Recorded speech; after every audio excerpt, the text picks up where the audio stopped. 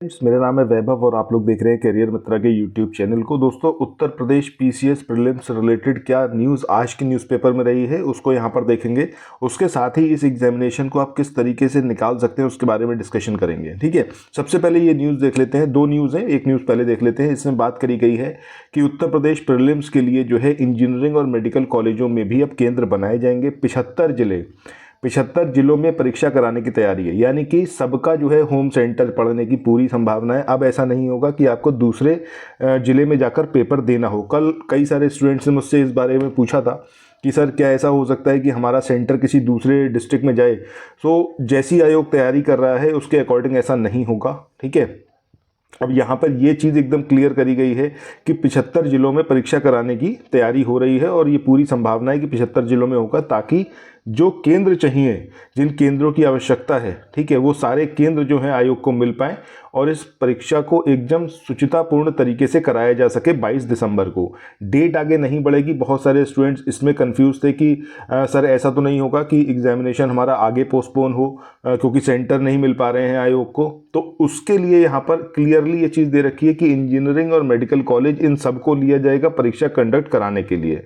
और जो एक क्राइटेरिया था कि 10 किलोमीटर के अंदर ही पेपर करवाना है मुख्यालय के, तो वो चीज़ भी यहाँ पर हटाई गई है। उसमें रिलैक्सेशन दिया गया है और जितने मुख्य रास्ते हैं, सड़कें हैं, वहाँ पर जो है पेपर कंडक्ट कराया जाएगा।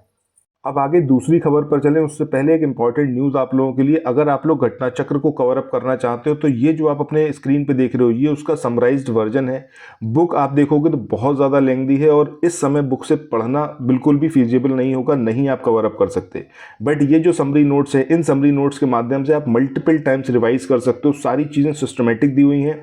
एग्जामिनेशन में जैसा पूछा जाता है वैसा ही यहाँ पर दिया हुआ है। चैप्टर सेकंड अगर आप देखो, ये मॉडर्न इंडियन हिस्ट्री का पीडीएफ मैं आपके स्क्रीन पर लेके आया हूँ। इसमें सारी चीज़ें जो घटनाक्रम, कई बार होता है ना क्रोनोलॉजिकली आपसे क्वेश्चन पूछते हैं कि ये वाला युद्ध कब हुआ या फिर इन इवेंट्स को जो है क्रमबद्ध तरीके से लगाई, तो सारी चीज़ें यहाँ पर क्रिस्टल क्लियर हैं।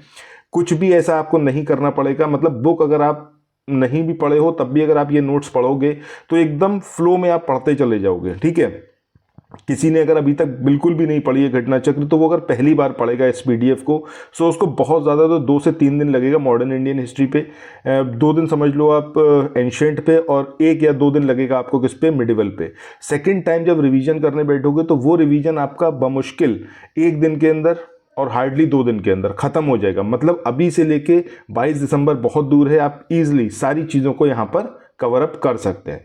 चलो अब चलते हैं दूसरी न्यूज़ पर।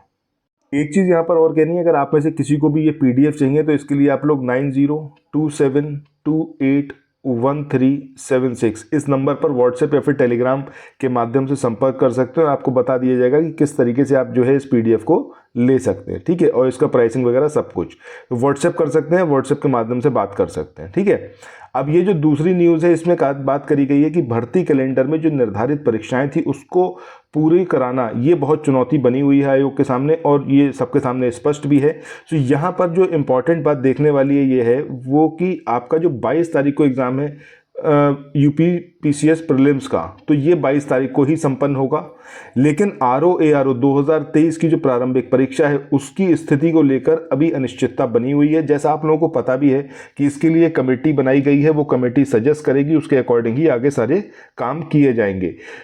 लेकिन एक चीज़ ज़रूर है कि कमेटी पूरी संभावनाएं यही निर्णय देगी कि 1 शिफ्ट में एग्जामिनेशन कराया जाए, 1 डे में कराया जाए। इसकी संभावना पूरी है। इसकी संभावना पूरी इसलिए है क्योंकि आयोग को भी ये चीज़ पता है और पीछे अगर हम बात करें तो सरकार को भी पता है कि छात्र इस बात के एकदम अगेंस्ट है कि मल्टीपल डे मल्टीपल शिफ्ट में हो। रीज़न बीइंग कि नॉर्मलाइजेशन कोई नहीं चाहता, सीधे एक एग्ज़ाम आप कंडक्ट कराओ। और वैसे भी अगर आप देखो तो जो पेपर लीक होता है वो सेंटर से नहीं होता। ठीक है, इन परीक्षाओं का स्पेशली सेंटर से लीक नहीं होता। ये लीक कहाँ से होता है, ऊपर से ही होता है जहाँ प्रिंटिंग प्रेस है। तो आपको वो चैनल सही करना है, ना कि आपको परीक्षा सेंटर के बारे में इतना ज़्यादा ध्यान देना है। मतलब उसको भी इग्नोर नहीं करना है क्योंकि चोर तो हर जगह बैठे हुए हैं। ठीक है, सो ज़रूरी ये है कि सरकार इस चीज़ पर ही काम कर रही है और मुझे लगता है कि आयोग यही चीज़ फाइनल निर्णय लेगा कि 1 डे 1 शिफ्ट में एग्जामिनेशन कंडक्ट कराया जाए। और अगर ऐसा नहीं हुआ तो आपको पता है फिर कोर्ट का रास्ता तो है ही, स्टूडेंट्स वहाँ पर जा सकते हैं। अच्छा, यहाँ पर बोला गया है 10.76 लाख अभ्यर्थी जो हैं इतने बैठने वाले हैं।